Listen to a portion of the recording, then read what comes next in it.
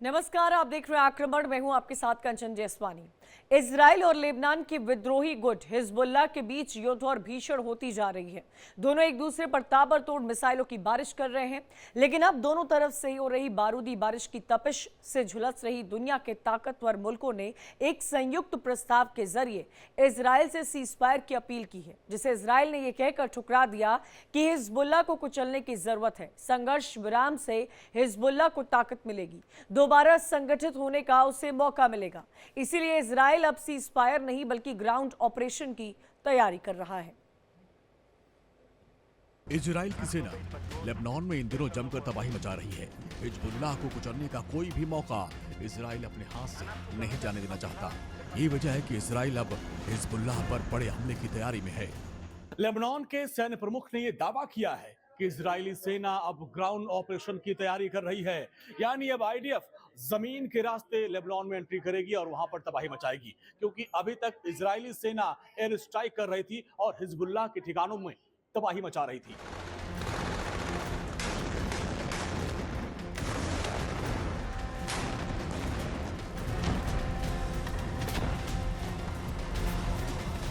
Israel के सेना प्रमुख लेफ्टिनेंट जनरल हर्जी हलेफी ने कहा कि इजराइल लेबनान में घुसने की संभावना के लिए जमीन तैयार करने के लिए उसे निशाना बना रहा है।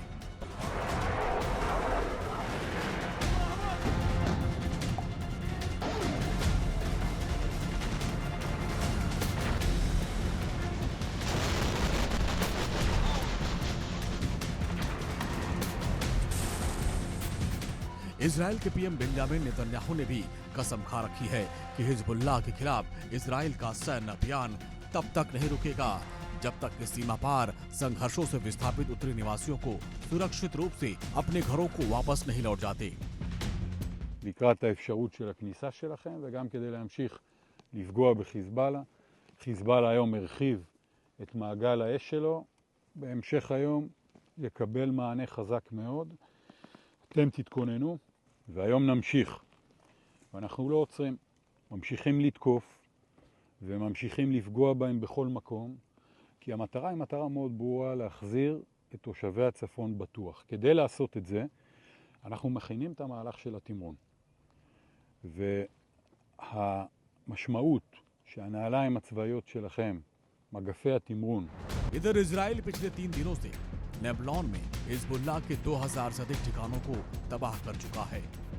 ये तबाही फिलहाल अभी रुकने वाली नहीं है और मध्य पूर्व को जंगी ज्वाला से बचाने के लिए अमेरिका, फ्रांस और तमाम दोस्त मुल्कों ने इजराइल को समझाने की कोशिश की है और युद्ध विराम की बात कही, लेकिन इजराइल अपने फैसले पर अड़ा हुआ है और वो युद्ध विराम पर कतई सहमत नहीं है। वहीं ज्वाइंट वक्तव्य में कहा गया, हम कूटनीति को जगह देने के लिए लेबनान इजराइल सीमा पर तत्काल 21 दिन के संघर्ष विराम का आह्वान करते हैं।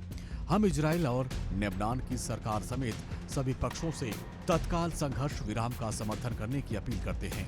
संघर्ष विराम का आह्वान करने वालों में अमेरिका, ऑस्ट्रेलिया, कनाडा, यूरोपीय union, France, Germany, Italy, Japan, Saudi Arab, संयुक्त अरब अमीरात और कतर शामिल हैं।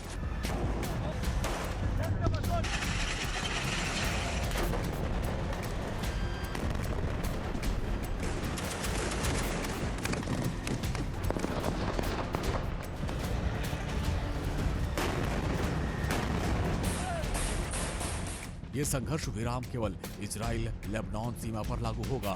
अमेरिका के वरिष्ठ अधिकारियों ने कहा कि वो 3 हफ्ता तक लड़ाई रुकवाकर संघर्ष विराम को लेकर रुकी हुई वार्ता फिर से शुरू कराने का प्रयास करेंगे, लेकिन इजराइल सीजफायर के पक्ष में नहीं है।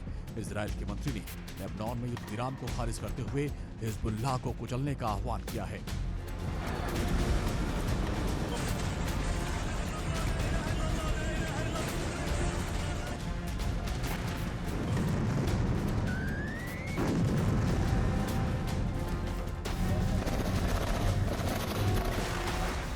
इजराइल के दक्षिणपंथी वित्त मंत्री बेजेल स्मोट्रिच ने गुरुवार को कहा, लेबनान के सशस्त्र संगठन हिजबुल्लाह को कुचलने की जरूरत है। नॉर्थ में अभियान का एक ही नतीजा होना चाहिए, हिजबुल्लाह को कुचलना और यहाँ के लोगों को नुकसान पहुंचाने की उनकी क्षमता को खत्म करना।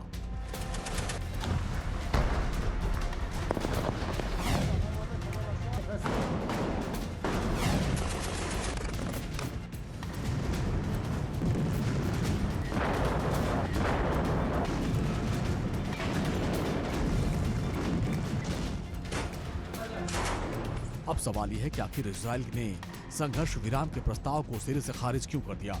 इसकी वजह को जाने बगैर जंग में आगे की तस्वीर को साफ नहीं किया जा सकता। इजराइल के वित्त मंत्री का कहना है कि अमेरिका, फ्रांस और दोस्त मुल्कों की सलाह अगर मान लिया जाए और सीज फायर कर दिया जाए तो इससे हिजबुल्लाह को पुनर्गठन करने का मौका मिल जाएगा और वो एक बार फिर से घातक हो जाएगा, और इसलिए हम सीज फायर को नहीं मानने वाले।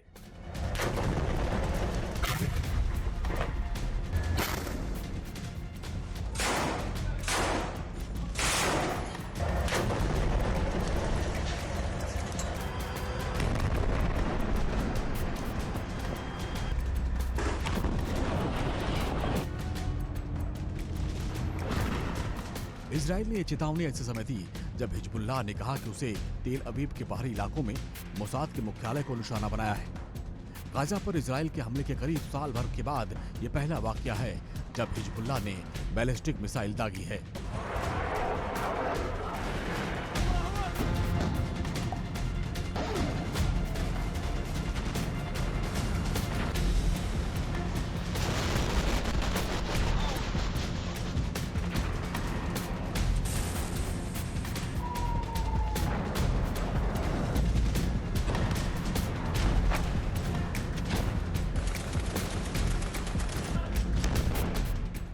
जो ईरान ने दी थी। आपको बता दें कि ये बैलिस्टिक मिसाइल ईरान ने चीन को दी थी और जिसे मॉडिफाई करके चीन ने हिजबुल्लाह को दिया था। Bureau report, India daily.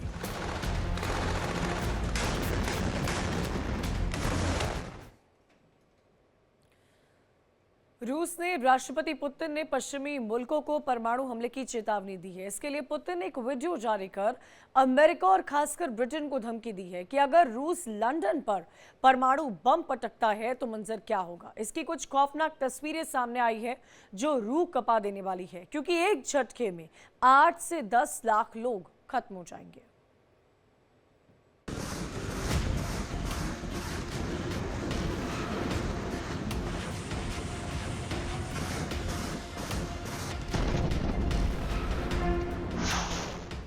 विनाश का ट्रेलर, विध्वंस का हॉरर।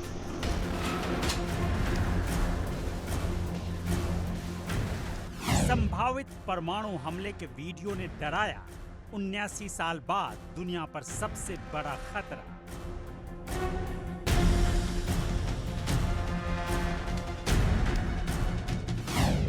ब्रिटेन को डरा रहा रूस, लंदन पर संभावित परमाणु हमले का वीडियो जारी।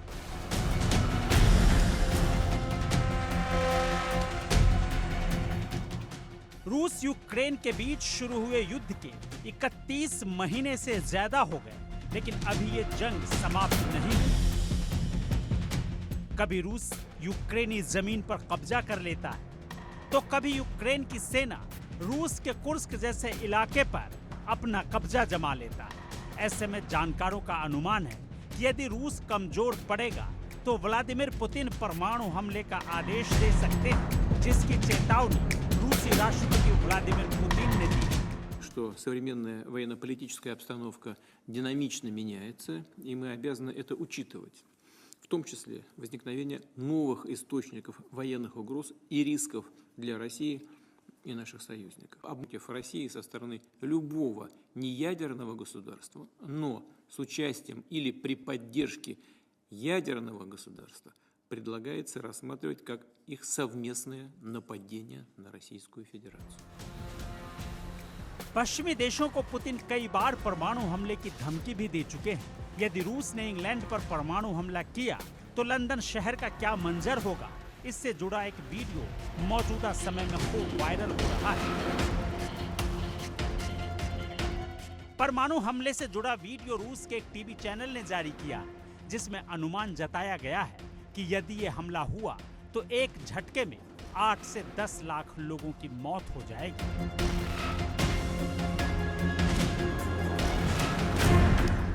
इसके अलावा 20 लाख लोग अपंग हो सकते हैं। 4 मिनट के इस वीडियो को जार ग्रेड के टेलीग्राम चैनल ने दिखाया है। वीडियो की शुरुआत एक धमाके से होती, जिसमें कहा गया कि इस डॉक्यूमेंट्री से अनुमान लगा सकते हैं कि यदि लंदन शहर पर परमाणु हमला होता है तो कितनी तबाही मच सकती है। व्लादिमीर पुतिन एक ऐसा ही परमाणु बम फोड़ेंगे जिसमें 750 किलो टन का वॉरहेड होगा। ये इतना ताकतवर होगा कि चारों तरफ तबाही ही नजर आएगी। रशिया यूक्रेन युद्ध इस वक्त अपने चरम पर है। एक तरफ यूक्रेन को लगातार इंग्लैंड और अमेरिका या फिर यूं कहें कि पश्चिमी देशों की तरफ से गोला बारूद मुहैया कराए जा रहे हैं, तो वहीं दूसरी तरफ रशिया का ये कहना है कि अब अगर पश्चिमी देश इस तरह से यूक्रेन को सपोर्ट करते रहेंगे तो रशिया को परमाणु अटैक करना पड़ेगा।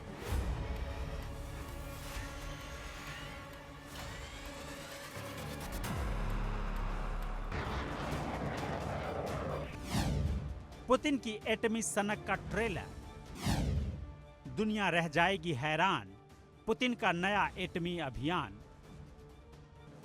दुनिया भर में तबाही की तैयारी का सामान जुटा चुकी रूसी राष्ट्रपति पुतिन के उस प्लान से पर्दा उठ चुका है जिसकी तैयारी पुतिन पिछले 2 सालों से कर रहे थे।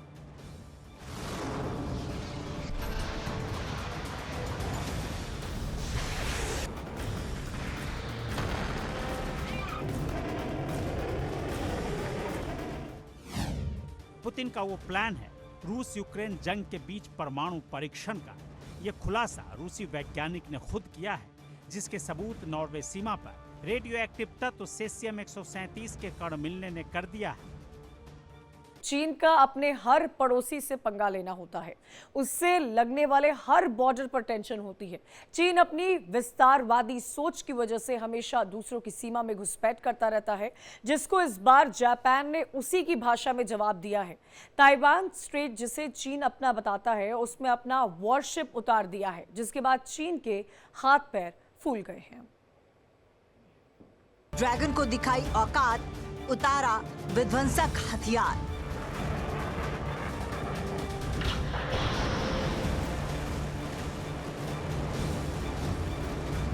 चीन के दरवाजे पर जापान, होगी लड़ाई आर पार। अब तक चीन आंखें दिखाता था, पड़ोसी देशों पर अपने हथियारों की धौंस जमाता था, वॉरशिप की तैनाती करके डराता था, वॉर एक्सरसाइज के नाम पर धमकाता था।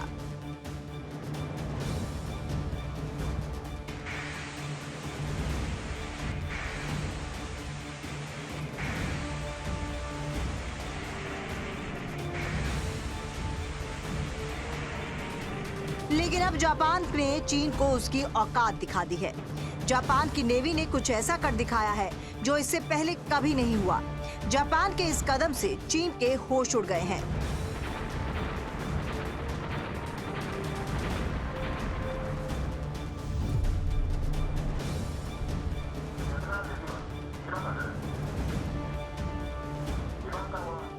जापानी नौसेना ने अपने एक विध्वंसक जहाज JS साजनामी को सीधे ताइवान स्ट्रेट में उतार दिया है। इतिहास में पहली बार ऐसा हुआ है कि जापान की नेवी ने किसी वॉरशिप को ताइवान स्ट्रेट में भेजा हो।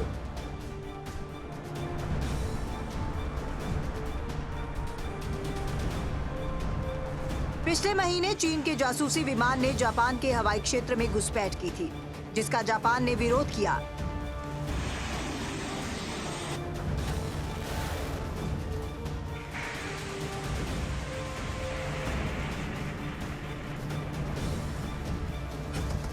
अब ताइवान स्ट्रेट में अपने युद्धपोत को उतारना जापान के द्वारा चीन को उसी की भाषा में दिए गए जवाब के तौर पर देखा जा रहा है।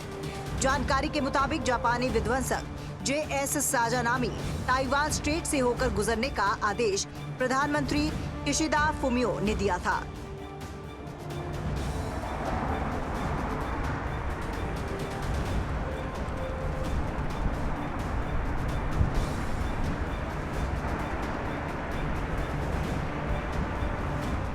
जापानी नेवी दक्षिण चीन सागर में ऑस्ट्रेलिया और न्यूजीलैंड के नेवी के साथ ज्वाइंट वॉर एक्सरसाइज में हिस्सा लेने के लिए जा रही थी। जापान के विध्वंसक वॉरशिप ने वहां तक जाने के चीन के दरवाजे पर दस्तक दी। ताइवान के पास से ताइवान स्ट्रेट से गुजरा और इस दौरान जापान के साथ ऑस्ट्रेलियाई और न्यूजीलैंड के शिप में भी साथ थे, जो वो भी ताइवान स्ट्रेट से ही होकर गुजरे।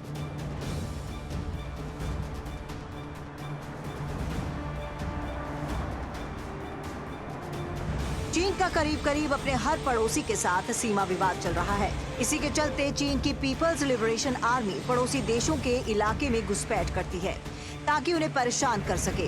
ताइवान को भी चीन अपना हिस्सा बताता है, जिसके चलते वो ताइवान स्ट्रेट को भी अपना हिस्सा मानता है। लेकिन जापान के इस दाव से चीन की हेकड़ी निकल गई है। पूरी दुनिया जापान के इस कदम को सही मान रही है।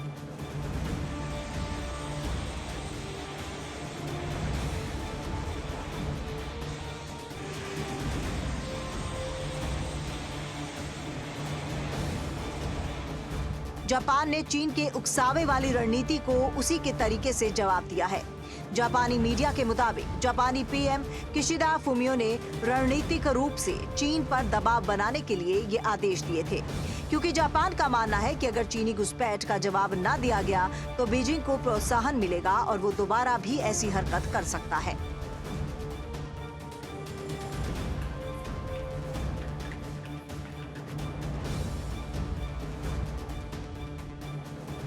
इस साल अगस्त से ही जापान के आसपास चीन की सैन्य गतिविधियां लगातार बढ़ रही हैं। 26 अगस्त को सुबह सुबह चीनी टोही विमान शाक्सी Y9 ने जापानी एयर स्पेस में घुसपैठ की थी। इसके बाद 18 सितंबर को चीनी नौसैनिक जहाज योनागुनी और इरियोमोटे आइलैंड के बीच से होकर गुजरे।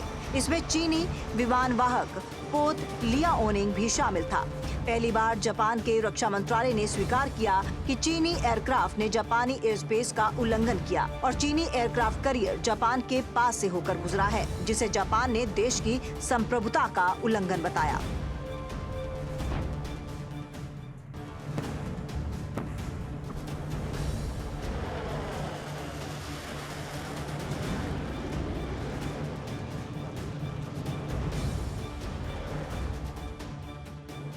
इक्कीस सितंबर को अमेरिका में हुई क्वाड देशों की बैठक के दौरान जापान, ऑस्ट्रेलिया, भारत और अमेरिका ने मिलकर साउथ चाइना से मैरीटाइम सिक्योरिटी के लिए सहयोग बढ़ाने पर सहमति जताई थी, जिसके बाद जापान की तरफ से उठाया गया ये कदम चीन को सकते में डालने वाला है।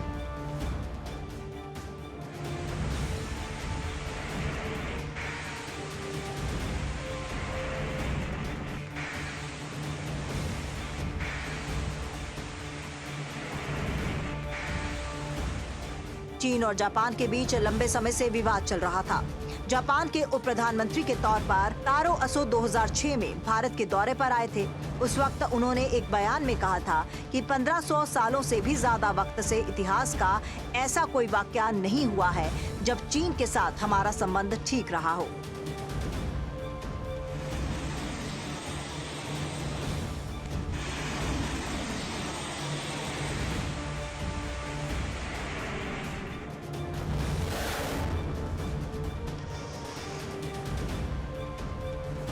चीन और जापान के बीच सेनकाकू द्वीपों को लेकर विवाद काफी पुराना है। दोनों देशों के बीच युद्ध भी हो चुके हैं। 1930 में युद्ध की शुरुआत हुई थी, जो 1945 में जापान के शहरों पर परमाणु हमलों के साथ थमा था। युद्ध खत्म होने के बाद भी दोनों देशों के बीच सेनकाकू द्वीपों को लेकर भी लंबे समय से विवाद जारी है।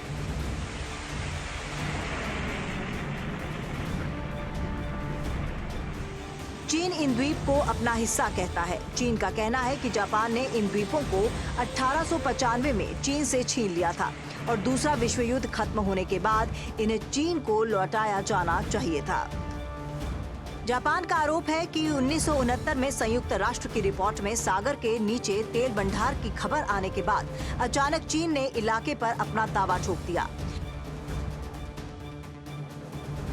1972 में दोनों देशों के बीच जब रिश्तों को सामान्य बनाने की संधि हुई, तब भी इस मुद्दे पर कोई समझौता नहीं हुआ। 2012 में जापान ने सेनकाकू द्वीपों का राष्ट्रीयकरण करके इस मुद्दे को हवा दे दी। पूरे चीन में हिंसक प्रदर्शन हुए। इसके बाद चीन के तटरक्षक बल और मछली पकड़ने वाली नावों का इन इलाकों के चक्कर लगाने शुरू कर दिए और जापानी जल सीमा का बार बार उल्लंघन होने लगा। लेकिन अब जापान ने कड़ा रुख अख्तियार किया है। चीन को उसी की बोली में जवाब दिया है, जिससे चीन तो सकते में है ही। आशंका इस बात की बढ़ जाती है कि चीन अब बड़ी संख्या में अपने युद्धपोत और एयरक्राफ्ट जापानी इलाके में भेज सकता है, जिसके बाद इस पूरे इलाके में तनाव बढ़ सकता है। लेकिन जापान ने जिस तरह चीन की हेकड़ी निकाली है, उससे ये बात साफ हो गई है कि जापान पीछे नहीं हटेगा। अब जापान ने आर पार की लड़ाई का मन बना लिया है।